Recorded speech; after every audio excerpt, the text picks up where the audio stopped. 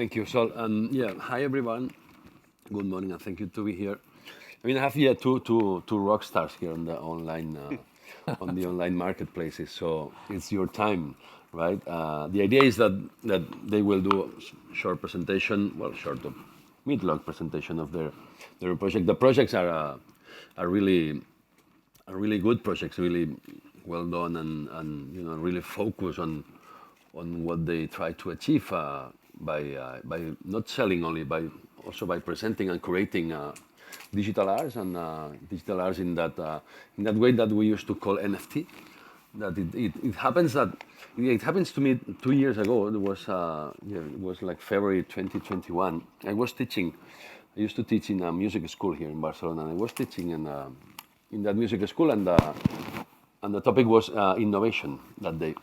And in the break, I was out of the classroom and I was walking around. I'm a smoker, so I was smoking a cigarette, and then I have a message from my former partner at OFFF, and he says, "Hey, check online and check this website, guy." And I checked the website, and it was the moment that Beeple sold the 5,000 days piece for $69 million. So it like that.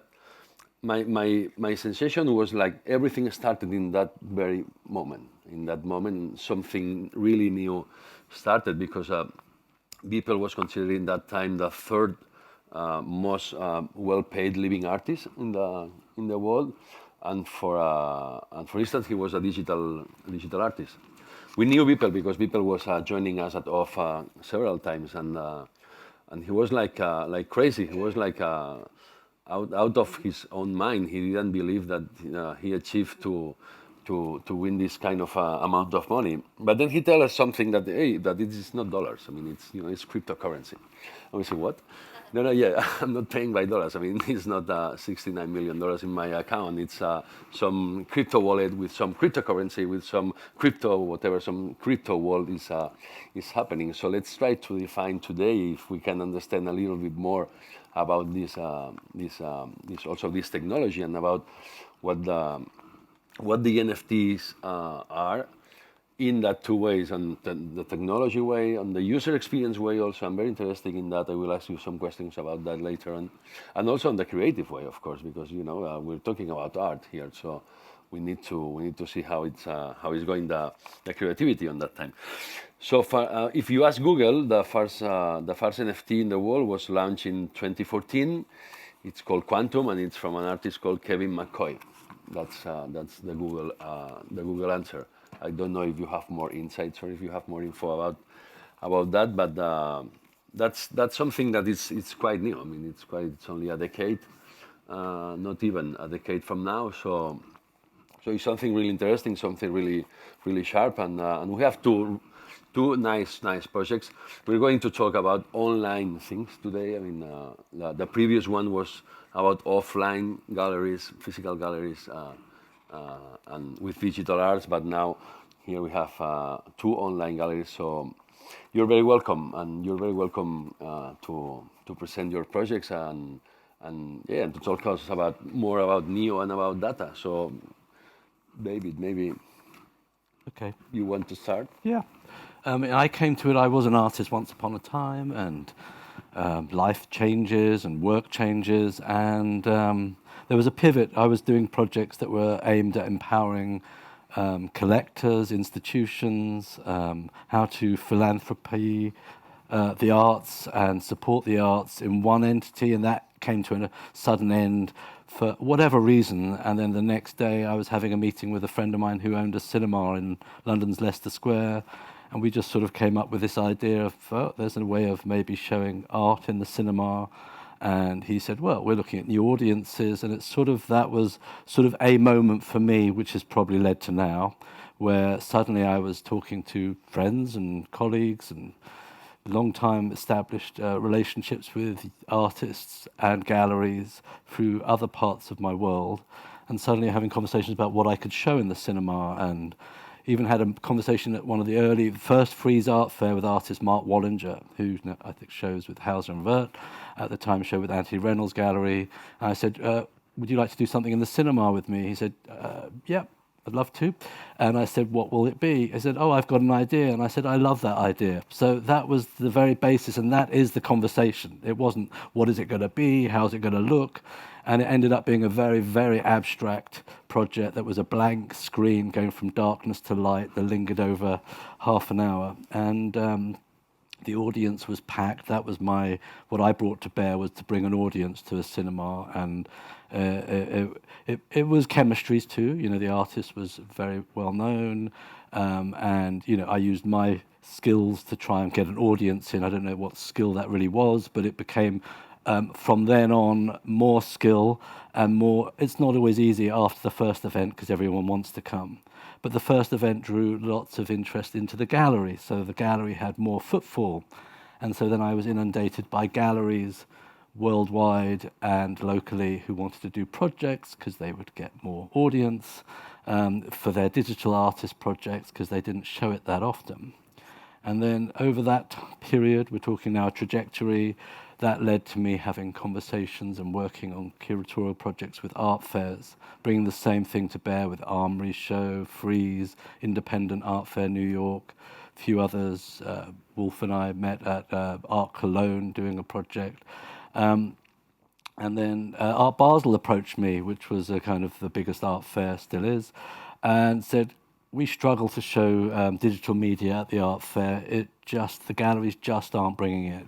Could you help us? And having that request to help the biggest art fair in the world felt like a kind of, oh wow, I've got power. I like this. And power isn't the use of power in a sort of grandiose way. It's a kind of, wow, I've been invited to kind of try and find solutions, which is always what I've been interested in, solutions to things outside of the box. And that's always been kind of the work I've done hitherto with trying to build new audiences for museums or development to help them fund themselves. So suddenly thinking about how do you encourage the galleries at a major art fair to bring digital media when they're not bringing it. And it was a challenge. It was enjoyable. It was, I wouldn't say difficult, but it lingered through a year. You'd have meetings with all the galleries, come together with them, with their major artists, and usually major artists, but there were also emerging ones, and sometimes you had to point to them of artists they probably didn't even know they showed to say, be good to show that artist that you represent, because they'd only bring the big ones to the art fair to sell. And art fairs are funny times. Galleries bring a certain works that they think they will sell. So I'm trying to get them to bring works they probably wouldn't think of selling. They might have trickiness selling. So that became my headspace for quite a long time, and built audiences and made the art fair think about things, even showing not just young white men artists, how you could show artists who happen to be women or of other backgrounds. So thinking, how do you get that thought process too as part of the repertoire? And then in the same process, I was thinking, why aren't the galleries bringing work to the fair, and why aren't people really looking at digital media? And it felt that there were some things missing, like maybe some more needs to have the marketplace being pushed forward. And when I mean by marketplace, I mean just the idea that something can be bought and sold online or offline as digital media. And I think that was the pivotal moment for me. I was thinking, what will I do? And I wanted to try and do something. I'd had a gallery once for a brief period, which happened in the Lehman year, and that wasn't such a fun time. But I did lots of work with moving image, and it was a sort of successful year in the scheme of things, but the financial world didn't appreciate anybody's business at that time. So I didn't want to have a gallery. It was a website seemed like a really simple solution. Have that built, commission artists, and sort of foot forward of a sort of focused and very simple model of what an art market could start looking like with digital media. And that was Daata was launched. I worked with a very well-known art collector who cared about artist digital media, big collection, and we became partners. And I had the knowledge that I had the means to kind of commission artists to make work, which is also very unusual. Most galleries don't commission artists to make work. It's the expectation they'll just provide the work and then they'll sell the work and they'll share it at 50-50 or thereabouts. So I knew I had a dialogue with artists because we had the means to then pay them a fee.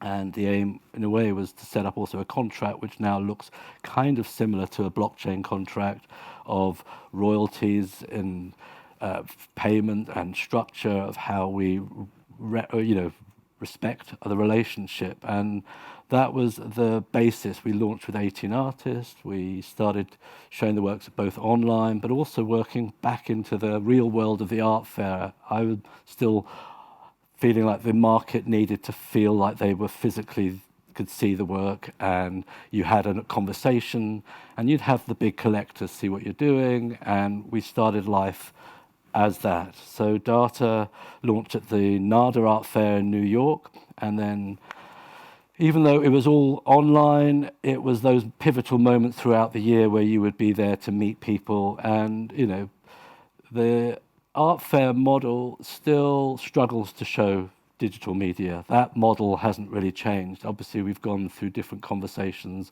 and we're now in the blockchain sphere.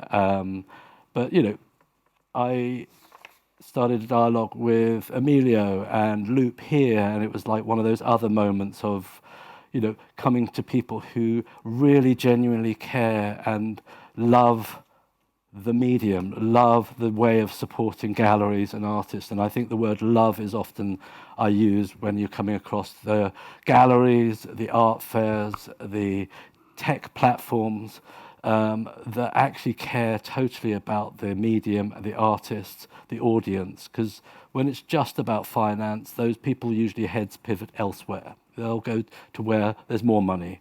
But if you really care and focus, it becomes real. And I've been a deep believer in what Loop has done, and I just love being here. One of the reasons coming here was, knowing even Pau was doing things, and Emilio and the team there have been the people that maybe want to come to Barcelona because there's a care.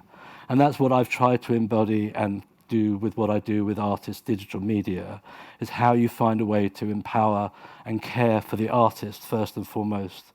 I generally don't call it digital art. It's usually artist digital media or artist video, because it's always the artist first. And I think that bit has kept my business model going, is by commissioning and working with artists, because even in the bleak times, I have the medium, I have the artwork, and I have something to show. So getting invited to do things worldwide to show the work has given me a purpose. And that purpose is why I'm here today.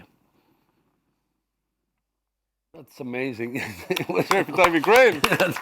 Wasn't meant to anyway. That was the trajectory. We've still got more to go, but we'll get there. Yeah, that's it's amazing. You break my mind a little bit, because I was thinking about you about presenting that, but it's all right. You can present it later, and so that's Sorry. good. Well, thank you. Yeah, Rob, can you introduce us about Niio a little bit and your vision? Okay, so I have a first of all, good morning everyone, and also it's great being back in Barcelona.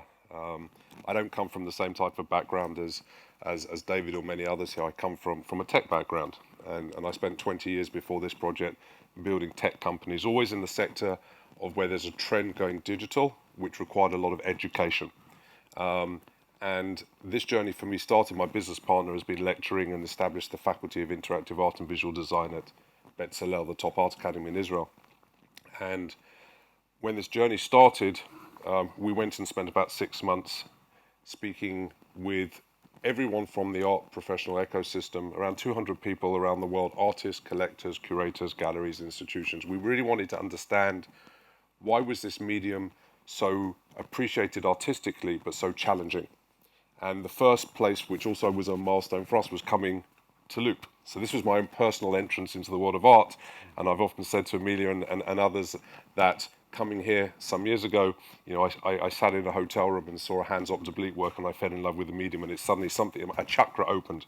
So I was very determined with my team to try and see what we can do to contribute to enabling this medium. And again, like David, with an artist first, always that artist first mindset. So around 8 years ago, or as I say, 5 or 6 years pre-NFT, we stood up in front of investors, because unfortunately you need the resources to do something special. And we said, listen, the following few things are going to happen in the coming years. Number one, we said, people will be experiencing art digitally across all aspects of our lives. We felt that where people live, where people work, where people explore, where people go for a cultural experience in an institution, people will be experiencing art digitally. Two, that if artists are telling the story of our world and are using whatever tools they have access to create and tell their story, with today's digital context, it goes without saying that digital, we believe, will be the most important medium of this generation. The third thing we said is that if you looked at the art market and the price points of high quality video and new media or whatever art we at the end of the day, it's just art. I mean, people don't call it paintings art, they just call it art. We said that in the coming years, people will spend over $1 million on a piece of digital work, and it will some way, shape or form be connected to this thing called the blockchain. This was back in 2014.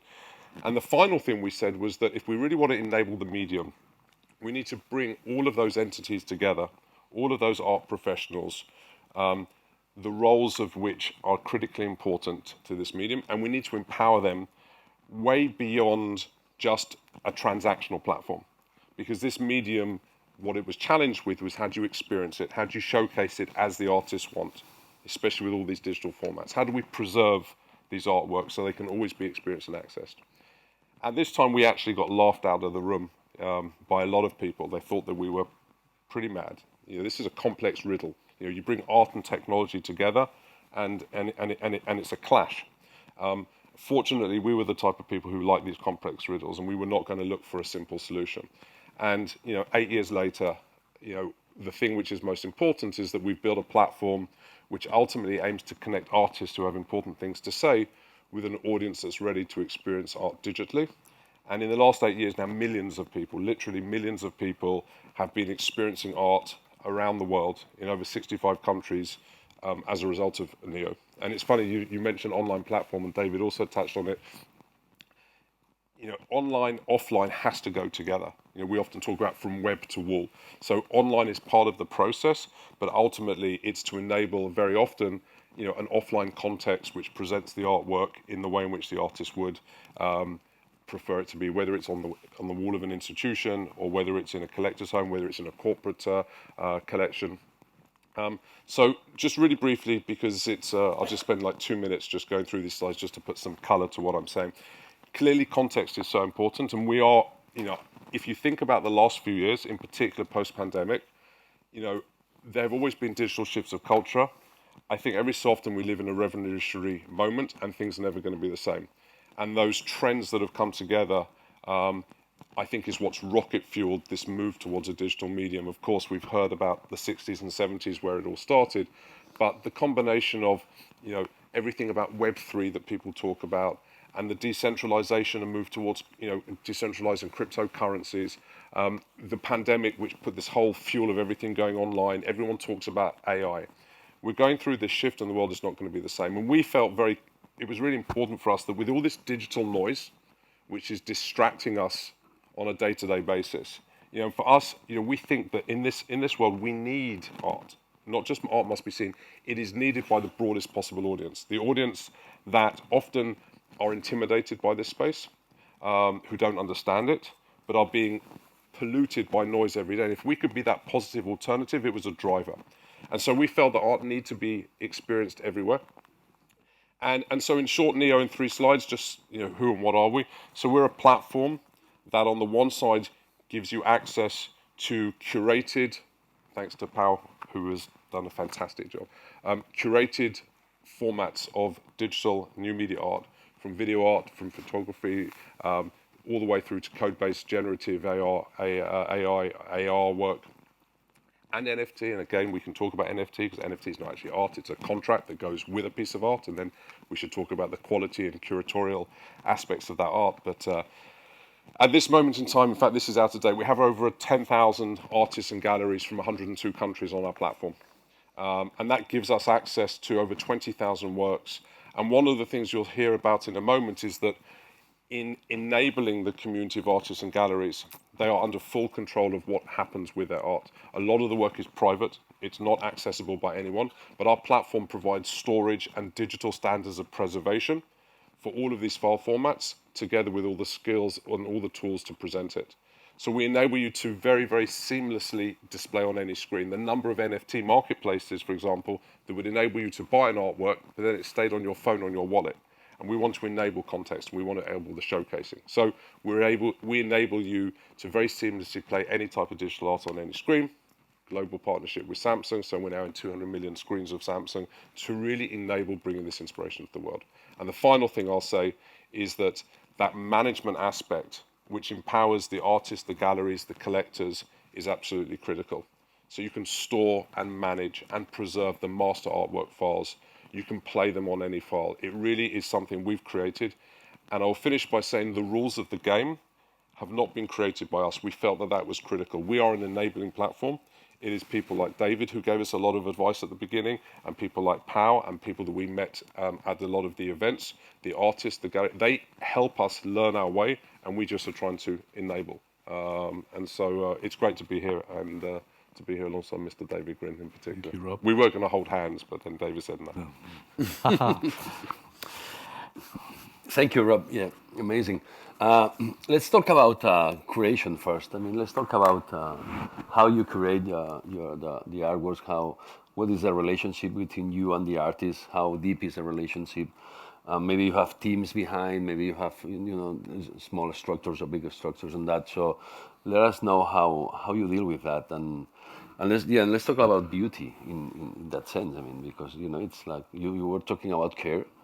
I mean, curating is a sort of strange word because it means so many things. I think we're enablers, janitors, deliverers, and the curating sometimes comes to you because sometimes you're working with artists that already self-curate because they make the work and you're showing it. So, but it's that relationship of there's a trust between you and the artist, and that's not going to happen with every artist. It's not going to, takes time, and I think the time is being able to get together with the artists that you may want to work with or the artists with you. It's a word of mouth world, the art world. Somebody asked the question, the previous thing of how to. Well, the how to is really dialogue and interactions, and it doesn't always happen directly. It could happen online, could happen word of mouth, or you're just aware of artists you'd like to work with, and then you somehow find yourself in conversation.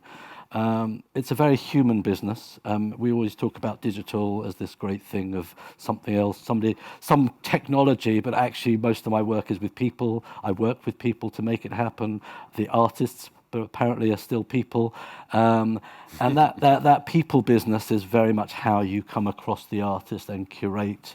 I'd say the curating is then, there's often a sort of type of work, a visual, aesthetic that sort of comes to bear, and maybe that's from me, from the team I work with, that's changed, or, it's, matter of time and those moments. And that does change, but ultimately it's trying to responsibility to the relationship and do the best thing you can for that artwork or that artist and find outcomes for it, sell it, show it. I don't have a rule-based thing on curating. I think it's about how you treat the people you're working with, and that sort of then often that leads to who you're working with. Mm-hmm. Mm-hmm. So I think for us, enabling, empowering, and supporting are the three kind of key words. So you asked two questions. One was about our relationship with artists, and then our approach to curation. I think for artists, in an age where tech platforms have often been demonized. And if you look, for example, at Spotify and how they're perceived by the artist community as the devil, for us and others, it was very important that we gain that credibility, and we do that by the relationship we have with our artist community and the people that work with them. The galleries for us are important, even though we're led firstly by the artists. So the first thing in terms of enabling was why we created dedicated software management tools for them that they can use free for life to store, to preserve, and to display their artworks. And it was the first step towards them seeing that we understood the pain points and the challenges, and we were giving them something, which replaced sometimes the WeTransfers and the Vimeos and other things. So enabling and empowering. The other thing was listening to them when we wanted to look at new models by which we wanted to enable artists to earn from their work. It was the artists that were telling us how this should be. So really listening to them was the second. And I think the final thing in terms of support was, as with Daata, we commission artists. And the other thing we do is we often support artists with their showcasing.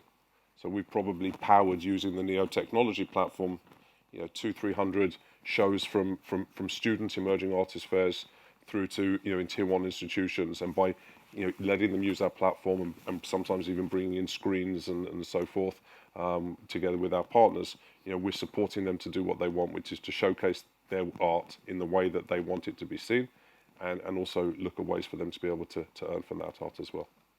Yeah, because it seems to me that there's a lot of, it's like a world of digital platforms now, and for the artists, it's kind of complicated to navigate through these hundreds of different platforms. So how is the way that you approach, or the artist approach to you, or you make this trust, or you make this, I think, well, first of all, I think the curatorial side, obviously, for us, having established professional curators who have those relationships with the artists is critical, and different approaches to curatorial themes and looking at the type of art stories that could be appropriate for different audiences is very important, and Pal takes the lead on that. Listen, every time there is a shift in digital culture, the same thing happens, okay? At the very beginning, there was a very big gold rush and a Wild West, okay?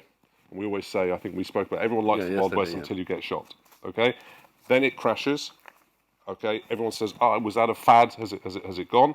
And then over 10 years, almost 2.0 comes, and it's with more maturity, and it's the companies and the platforms that have at their core, I think, a purpose, and also a well thought out approach and strategy which succeeds. So of course, when the NFT craze came along, everyone had these platforms, and it's no surprise that 90% of them have already gone. We've been approached by about 5 or 6 in the last 6 months. Will you buy us? I mean, there was nothing there.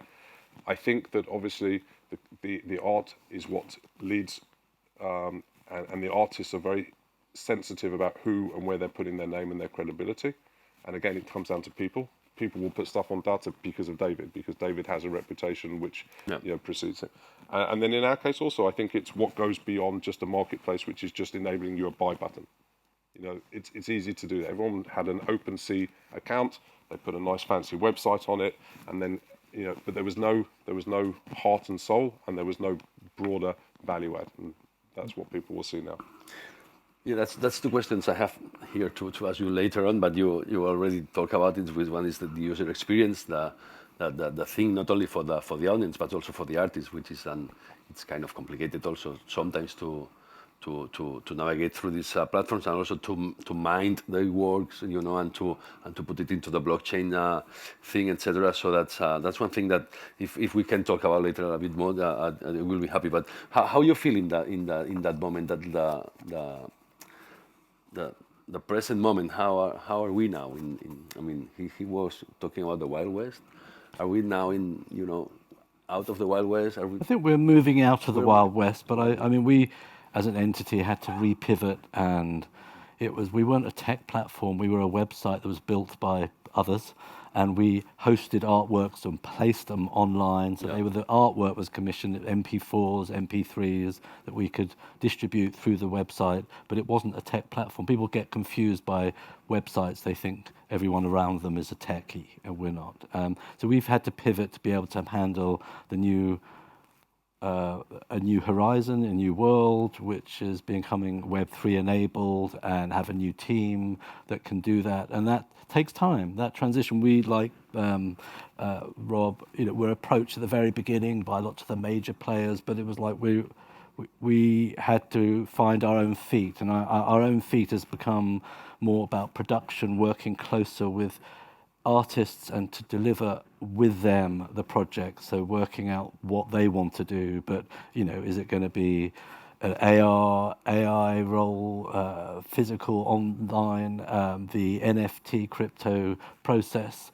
And that we have now just literally launched a project which is probably our major Web3 moment, with an artist group called Kaken, 3 artists, female artists who are a collective. they actually approached us. They wanted to work with people they trusted from the art world. They are from the art world, but they are very much world builders, working in the metaverse, working with different technologies, but also online, offline installation projects. And they're starting to be feted. They won a Chanel Prize last year. They're being put into different biennales, museum shows. And they came to us, could we work with them? So we've sort of found our feet with them, and we launched a project, Wisdoms for Necknell, which is, in a sense, came out of a conversation, wouldn't it be wonderful? What about the idea of if wisdom was a currency? Because we're all being inundated by this idea of finance and currencies and blockchain, money here, money there. What about, this is now we're talking to artists, and they think about things differently. And they're thinking, what about the idea of what they think becoming a currency in itself? So we just literally a couple of weeks ago launched, taken a long time, but we worked with them. We built this project called Wisdoms for Necknell, and that's kind of a sort of groundbreaking move for us and how we do it, and that sort of sets the tone of where you're going next. And we've launched a few other projects in the last year, one with Russian artist AES&F, where we empowered a book of theirs to have the AR-enabled process with your phone. You can then start seeing their videos and play them from the book with Rizzoli. And a few other projects we worked with the artist Damien Roach, and we launched his NFTs alongside a fragrance, and they all connect with the work, and even skateboard. So different ideas coming about, and they sort of are feeding how we are thinking.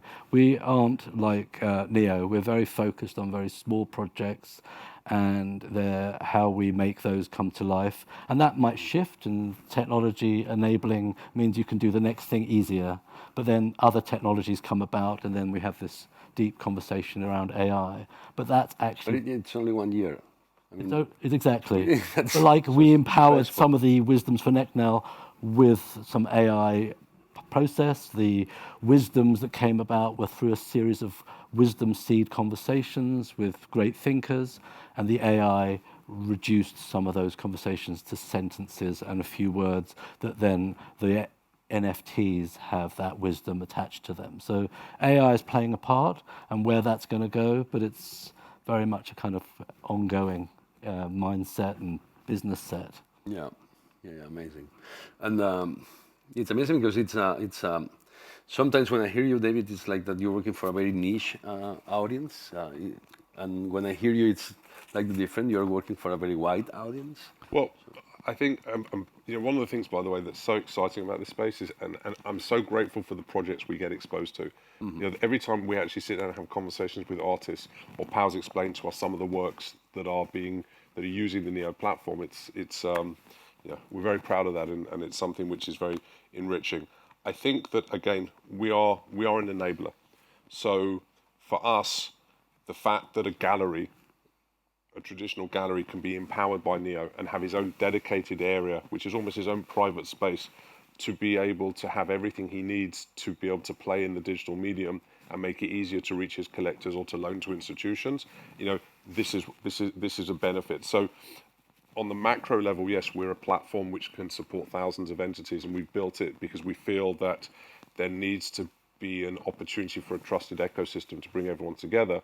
But at the same time, at the micro level, each individual artist, gallery, institution, or collection, is living with his own world on the Niio platform, and they're just using our technology to enable them to do what they want to do and to define the rules for their projects and how their works are shown. So it's both sides, but obviously we're leveraging the economies of scale in order to empower the community as a whole.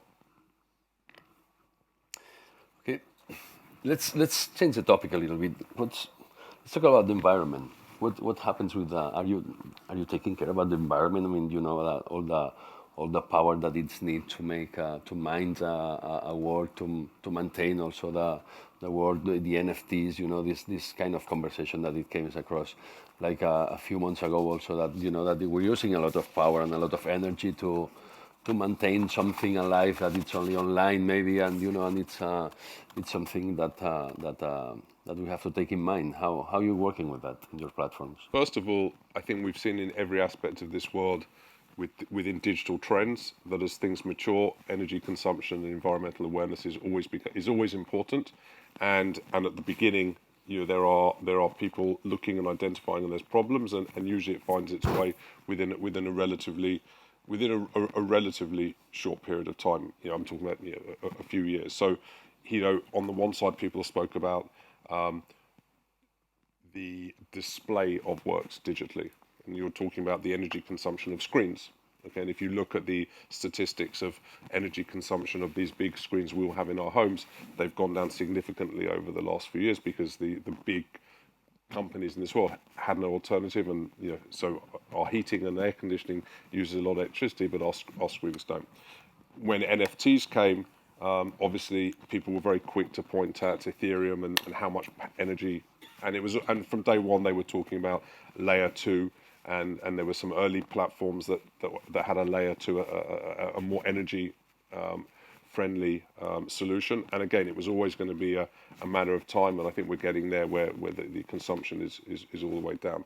How is it? Sorry, how is it now? Because this kind of conversation, it was like 1 year ago, and then it came down the conversation on the Ethereum, taking a lot of energy because it came the AI conversation. So how is it now? Ethereum the real moment. Ethereum have introduced layer 2.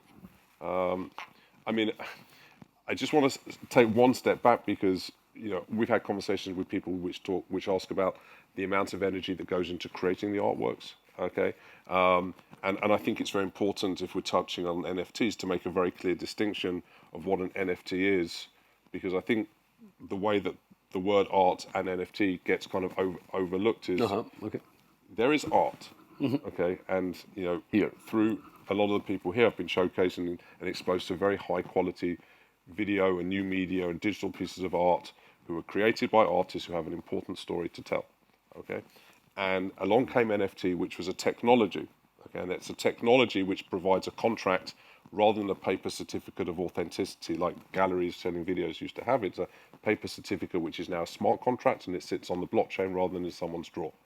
And the first wave, people took advantage of this. A lot of people who were creating were not artists. They sometimes say around 70-80% of NFT transactions were actually just money laundering. And so why do I say this in response to your question? Because I think certainly for this audience, the focus needs to be on high quality art that can benefit from some technology aspects associated with NFTs and blockchain, but we've got to really focus and get the conversation back to the art. That was the bad thing for me that happened in this whole NFT aspect, the lack of curation, the lack of education, the lack of art which actually good art, and showcasing it. Then when you look at the NFTs, you can start looking at, okay, so the energy consumption, it's less of a subject now. It's definitely come down. It will keep coming down, but I think we should focus the conversation there. I mean, one of my ambitions with Daata was it was all going to be very simple, just online. You don't have to go anywhere. Everyone's going to come and buy. Doesn't quite work like that. So the energy consumption, I'm here still talking to you. I've used some energy getting here. I would still say we may be like, there's it's a sort of not a sideshow because it's so important, but it's kind of very hard to sometimes breathe and do things and work out how you do it. I mean, when the blockchain phenomenon was starting and I was on conversations, I think 2017, 18, I was in a conversation with some artists in Vienna of the art fair there, and I was like, somebody said, "Oh, you should deal with Bitcoin, David." I was thinking, I'm struggling with dollars. So, and then there was another conversation with Kevin McCoy at Art on the Blockchain during a Freeze Art Fair event I planned in New York. It was to have that conversation, but it's like, and then everyone in the audience was trying to think how we're going to make money out of this thing, and I was like trying to say, well, my hope is you support the artist. So, I mean, I don't want to go back into that head, but the other head was, I thought I would just be able to, and a bit like how Niio is built, we'd just be able to send files around the world, and the energy consumption is much simpler. And I think that is the ambition, that, it is really simple. I've done events all around the world and I haven't been to them. And I've sent a digital file. And whatever the consumption is, it's a lot less than anyone flying there and having all the catering and everything you have to do to be somewhere else. It doesn't quite work like that. Back to the human experience, people want to be with you, they want to see it, they want to talk about it, they want you there because you're part of the process. And I think, things have changed. Niio was built in a sense that you could be all over the world and have the ease of use. I mean, we look to that as a model, but then even those models, they have power play involved with them. There's this conversation in who, people build businesses based on, doing the best,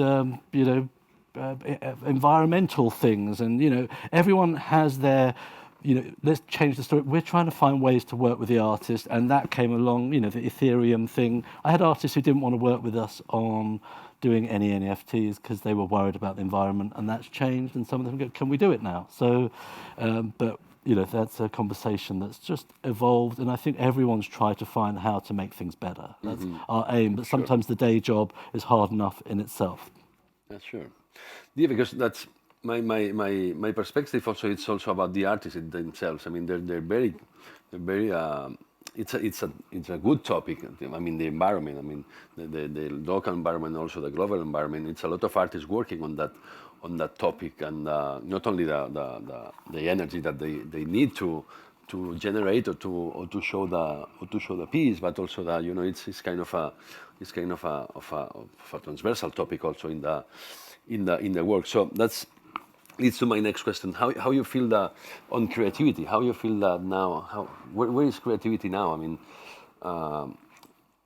creativity in terms of the way in terms of content. Yeah, in terms of it's a line that the artists are working on. It's several lines that the artists are working on, like several topics. One topic that you prefer that I mean, listen. Obviously, there's a variety of subject matter which we look at from a curatorial standpoint, and very often they can be connected to political stories of the world today. And when the Ukraine war started, there was a lot of work from there. The environment is a regular subject, and it's growing. And when there are different days throughout the year which are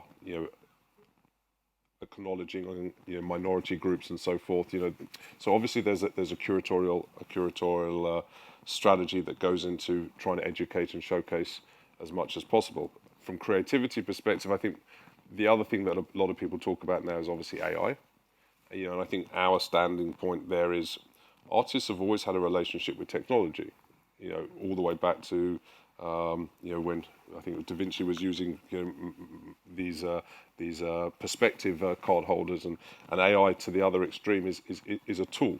So artists who have innovation and creativity in the way they see the world and the stories they want to talk about are using these tools to support them. Obviously, it doesn't mean that if you're not an artist, it doesn't mean that you become an artist by just being able to put something into Mid-Journey and come up. So I mean, the creativity starts within the minds of the artists, and the tools and the platforms are really there to just enable them to tell their story to the broadest possible audience.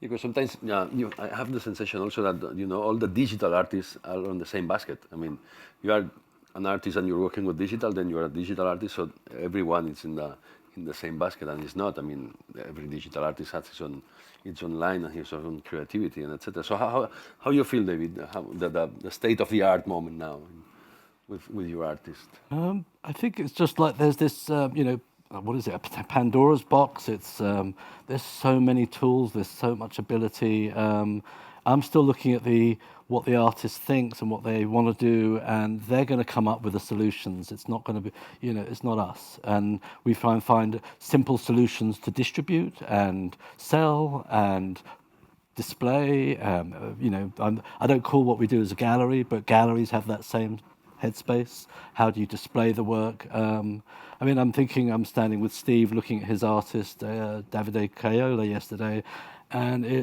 I'm looking at something that now looks like traditional art form. It's so beautiful. It's so, you curated it, so, and it's just sort of so impressive, and it's like, it's just great art. And I think there's so many connections of the tools and the AI and the different elements that are used to make it, but the best artists find solutions, and our job is to find the solutions to show their work. So I don't have a worry, an issue. I'm married to a painter, and I don't see any difference really between her work and a digital art-making artist's work. And sometimes she makes videos, and she's not a techie, but she uses her phone, and it's got all those things of all the latest tech is on her phone, and it's become natural language for so many. And we're coming across artists who grew up with it, and that's their languages. So you're talking about to people who have no even understanding of anything different. That's all they know, and they play. Their work has a gaming structure, has music structures, and it's just it's a deep excitement. I mean, there's the worries and how one survives, but the excitement has probably got. I've never seen such excitement. I think one of my joys of this period is I've never seen such interest in digital mediums. It's the excitement and that thing I've never seen. It's been a freak show till now, and coming to a show you curated yesterday, that wouldn't have existed a few years ago. I mean, I'm just jealous like hell because to have the budget to do that. That's one of the reasons I set up what I do, because there was no money. But it's brilliant, that happens. That wasn't going to happen years ago. Loop happening, these conversations are evolved. It doesn't always happen overnight, but it feels like we've got going through something. Niio, when we met, it was not a pipe dream, but it was you've actually made what you planned to make, and that you talked about the hundreds of millions of thousands of people. You've reached them. You were hoping for that, but it's actually happened, and that we weren't sure. You were hoping. But it was always going to be. I mean, we knew it was always going to be gradual adoption. The art world is obviously naturally slow and fearful of technology change. There's a lot of nuances in the art world, which is very different to other content sectors. I think that also relative to what you were saying earlier in your question, there is so much now being created. From a combination of people who really are not artists, like in the beginning NFT, through to, I think we spoke some of us the other day, collectors like Sylvain Levy from the DSL collection talking about who now is an artist, and beyond those who have gone through the MFA programs, the way that animators and video gamers can bring more emotion out of a screen, than others. So I think that filtering of quality is a very important part of what happens now with education, and for us, that's why we're big believers in the gallery system. And we think that the role of the galleries continues to be important, needs to be adapted and evolved. But the filtering of quality is something which is very important to ensure that people are just not overwhelmed, especially because, and what you said in terms of reaching a broad audience, we're looking to bring art to the broadest possible audience in a responsible way, in a way that people who never had that chakra open, can actually find their entrance point. And clearly digital is the medium, I think, which resonates the most, because everyone's got a screen in their hands. So the quality and the curation and the education is critical. That's great. Thank you. I have two more topics, but I will open the mic to the audience, and if nobody will ask anything, I have two more topics on my back. So let's open the mic and let's open the lights a little bit, and if you have some questions. We have a question there. So.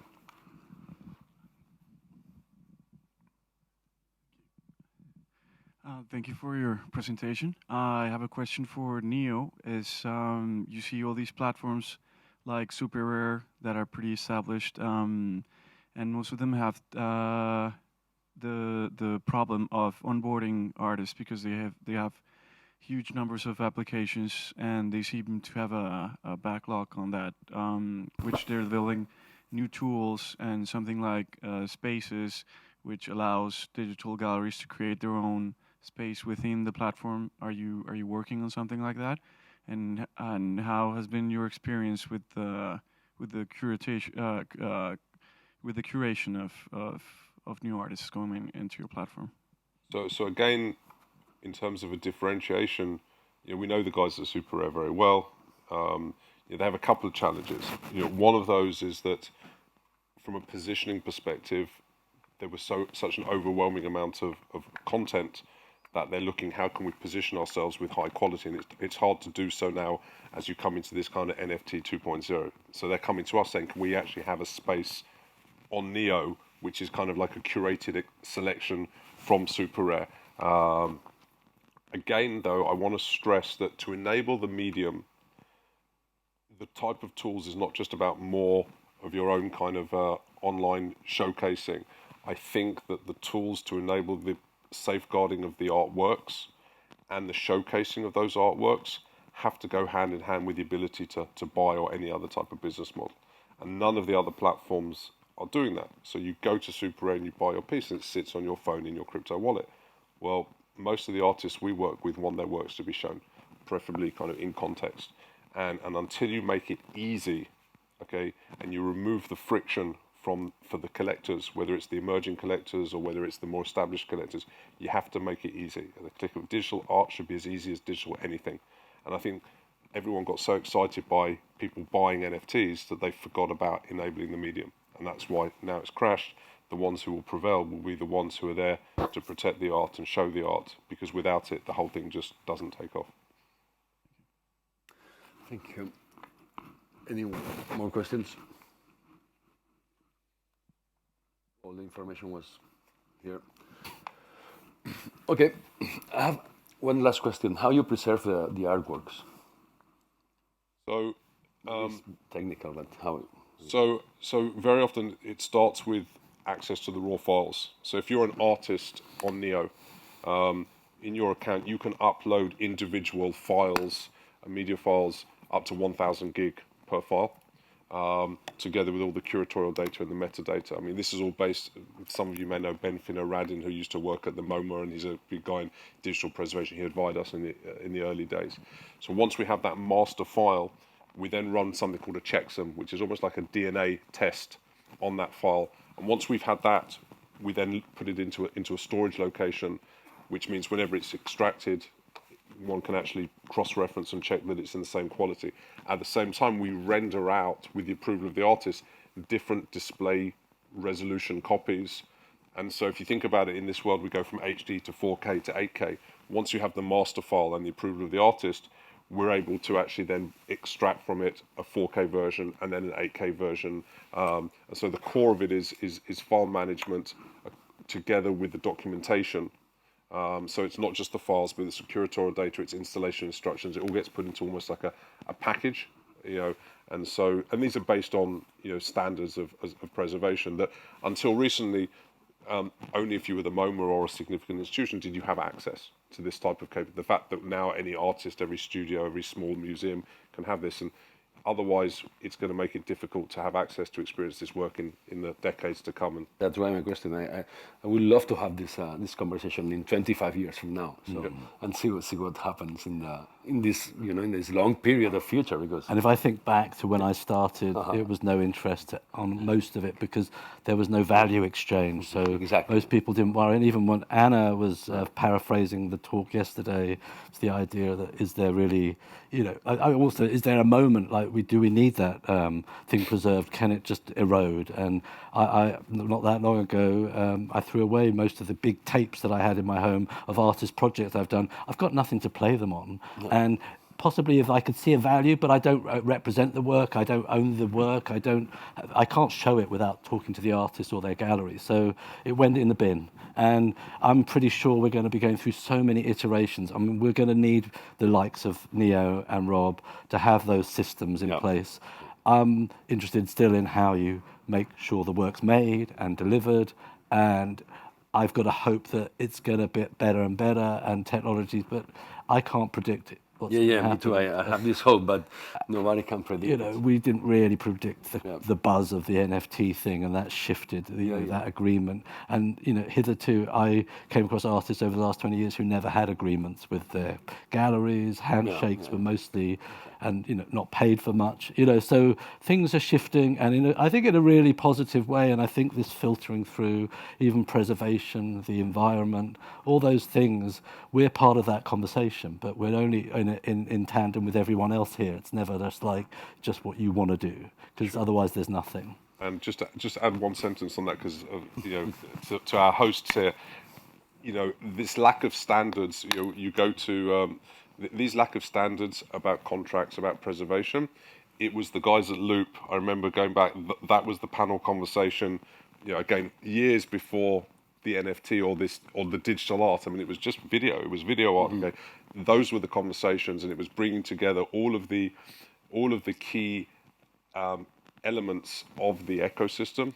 Okay, to try and define together those standards, so that platforms as ours can then adapt and enable those standards, but you know, that's going to be critical to seeing this meeting. Absolutely, I think it's one of the big topics. But I think we need generosity too of Absolutely, sharing. sure. I think what we've seen also in the NFT crypto space is different shift to what communities can be like. I mean, I've witnessed in the last month as well, like just launching that Wisdom for Net Now, we started collaborating with multiple DAOs, communities who wanted to promote our project to their community and then offering vice versa. And the community around that world is paramount, and it's a very different headspace.